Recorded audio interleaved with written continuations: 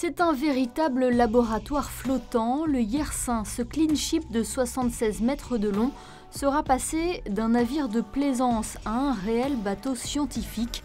Le camp de base des explorations de Monaco a adapté ses espaces pour créer des laboratoires de dernière génération, comme ici avec le laboratoire d'extraction.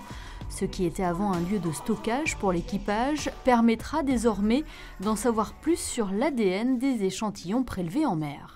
C'est pas vraiment un bateau fait pour l'océanographie, mais il n'est pas fait non plus pour la recherche en elle-même. Donc il a fallu improviser, l'aménager et aménager ce labo pour justement faire de la recherche comme on l'a fait au Centre scientifique de Monaco. Donc c'est en miniature bien sûr, c'est en espace réduit, mais on va pouvoir reproduire le genre de recherche qu'on fait au Centre scientifique.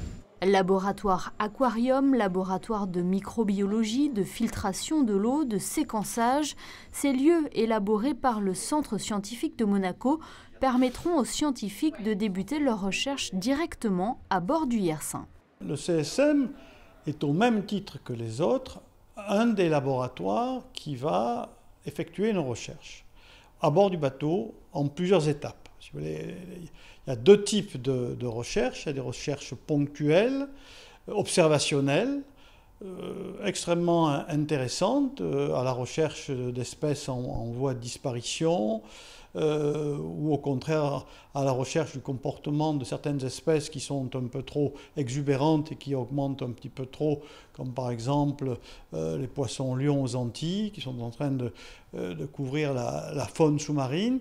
Donc ça, ce sont des recherches ponctuelles. Et puis, à côté de ces recherches ponctuelles, donc, auront lieu des recherches répétitives, récurrentes, qui participent au grand mouvement de la science de l'océanographie internationale, et donc qui sont pluridisciplinaires et aussi vraiment très internationales, qui mobilisent de nombreux partenaires.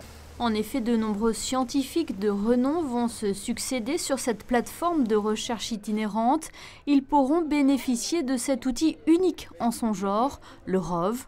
Contrôlé depuis le Yersin, il permet d'intervenir dans des milieux aquatiques jusqu'à 1000 mètres de profondeur.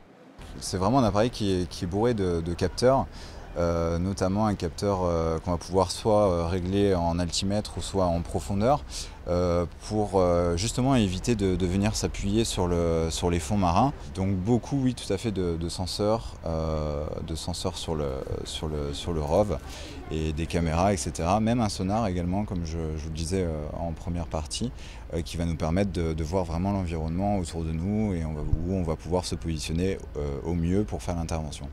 L'autre grand volet scientifique concerne l'étude des mammifères marins en mêlant la connaissance du visible et de l'invisible. En effet, grâce aux dernières techniques d'analyse, il est possible de traquer les traces ADN laissées par les poissons dans l'eau. Cette nouvelle technique devrait faciliter la surveillance et la protection des espèces marines et des écosystèmes.